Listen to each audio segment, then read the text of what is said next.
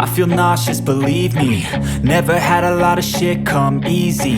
Had to work hard, struggle just to be me. Had to rise up just so they could see me. Did what I had to do just to feed me. And what was left over I put towards my dreaming. But the only thing in life that has meaning are the things you gotta work for, believe me.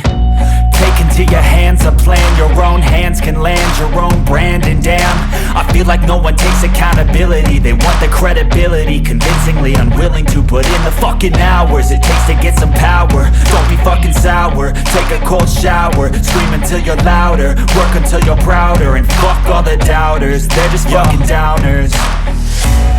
I swear to God they all let me down. I always fought just to wear the crown. I'm pissed off at these fucking clowns who were all taught they deserve an ounce. It's only worth it if you work for it.